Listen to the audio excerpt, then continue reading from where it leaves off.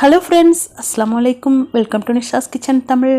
இந்த வீடியோவில் அருமையான டேஸ்ட்டில் சாம்பார் தான் வைக்க போகிறோம். ஆட்டுக்கால் போட்டு வைக்க போகிறோம். என்னடா ஆட்டுக்காலில் சாம்பார் அப்படின்னு யோசிக்காதீங்க. வீட்டிலலாம் பசங்க பாயாவோ அல்லது ஆட்டுக்கால் சோப்போ வச்சு கொடுத்தா சாப்பிடவே மாட்டுறாங்க. அந்த ஒரு வலுவழுப்பாக இருக்குது அப்படின்ட்டு. ஸோ நான் என்ன பண்ணுவேன்னா சாம்பாரில் போட்டு கொடுத்துருவேன். ரொம்பவே சத்து நிறைஞ்சது. வளர்கிற பிள்ளைங்களுக்கு கண்டிப்பாக அந்த எலும்புகளுக்கெல்லாம் ரொம்ப வலுவானது. இந்த ஆட்டுக்காலில் எப்படி சாம்பார் வைக்கிறதுன்னு பார்க்கலாம். வாங்க வீடியோக்குள்ளே போகலாம். பாருங்கள், இந்த ஆட்டுக்கால் எனக்கு தெரிஞ்ச மாதிரி கட் பண்ணி எடுத்திருக்கேன். இதை நல்லா முழுகிற அளவுக்கு குக்கரில் தண்ணி விட்டு வேக வச்சு எடுத்துக்க போகிறோம். இதுக்கு தேவையான உப்பு மட்டும் இந்த ஆட்டுக்காலுக்கு தகுந்த மாதிரி உப்பு நான் சேர்த்துருக்கேன்.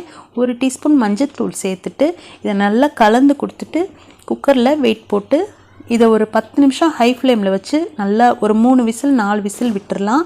அதுக்கப்புறம் ஸ்லோவாக வச்சுட்டு ஒரு விசில் விட்டு அப்படியே ஆஃப் பண்ணிடுங்க. அதுக்கடையிலே நம்ம பருப்பு வேக வச்சு எடுத்துக்க போகிறோம்.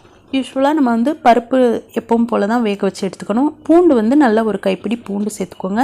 நல்லா சின்ன வெங்காயம் ஒரு கைப்பிடி, ஒரு 3 தக்காளி, 4 பச்சை மிளகாய் இதெல்லாம் கட் பண்ணிவிட்டு சேர்த்துருக்கேன். இதுக்கு தேவையான பெருங்காயத்தூள், 1 டீஸ்பூன் மஞ்சள் தூள் எப்பவும் போல் தான். இதை நல்லா வேக வச்சு பருப்பு தனியாக நம்ம எடுத்துக்கணும். 2 ஸ்டவ்லேயுமே நம்ம ஒரே குயிக்காக வேலை முடிச்சிடலாம். ஒரு பக்கம் ஆட்டுக்கால் வேக வச்சுட்டேன், ஒரு பக்கம் பருப்பு வெந்துருச்சு. இப்போ இதுக்கடையில் காய் நம்ம கட் பண்ணி எடுத்துக்கலாம். இதுக்கு நான் காய் உருளைக்கிழங்கு, கத்திரிக்காய், முருங்கைக்காய் இது 3 நான் எடுத்திருக்கேன். கட் பண்ணி தண்ணியில் ஒரு பாத்திரத்தில் இதை தனியாக வேக வச்சு எடுத்துக்கலாம். இப்போ இதுக்கு தேவையான 1 டீஸ்பூன் உப்பு, 1 டேபிள் ஸ்பூன் அந்த சாம்பார் தூள், 1 டீஸ்பூன் மிளகாத்தூள் இதை போட்டு தனியாக வேக வச்சுக்கணும். குக்கரில் ப்ரெஷர்லாம் இறங்கினதுக்கப்புறம் ஓப்பன் பண்ணியிருக்கேன். அந்த சூடாக இருக்கும்போதே பருப்பை ஓப்பன் பண்ணி நல்லா கடைஞ்சி விட்டுக்கணும். காய் பார்த்திங்கன்னா ஒரு 80% வெந்திருக்கு. இப்போ இந்த ஸ்டேஜில் இந்த பருப்பை கடைஞ்சிட்டு இதில் கொண்டு சேர்த்துடலாம். இந்த ஆட்டுக்கால் சாம்பார் பார்த்திங்கன்னா புதுக்கோட்டை மாவட்டத்தில் இது ரொம்ப ஃபேமஸ். எல்லாருக்குமே தெரிஞ்சிருக்கும். கண்டிப்பாக இதை நீங்களும் செஞ்சு பாருங்கள்.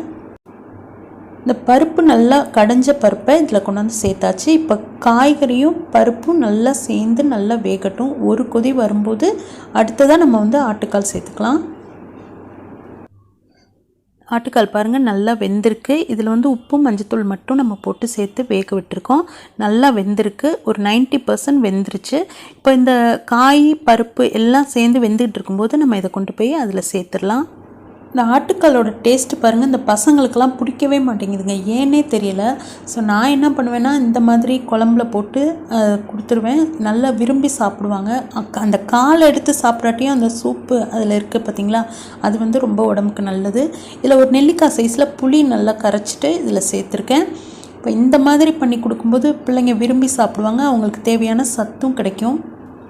இந்த குழம்பு கொதிச்சிக்கிட்டு இருக்கும்போதே நம்ம தாராளமாக ஒரு கைப்பிடி மல்லித்தழை சேர்த்துக்கலாம்.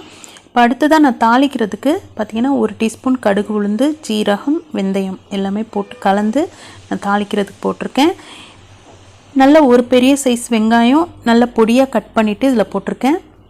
இந்த சாம்பாரில் கடைசியாக நம்ம தாளிப்பு சேர்க்குறோம் பாருங்கள், அது ரொம்ப ரொம்ப முக்கியமான விஷயம். என்னென்னு பார்த்தீங்கன்னா அந்த வெங்காயம் நல்லா வதங்கணுங்க, ரோஸ்ட்டாக வதங்கணும். அந்த ப்ரௌன் கலரில் ஆனதுக்கப்புறம் தான் கருவேப்பிலை போடணும்.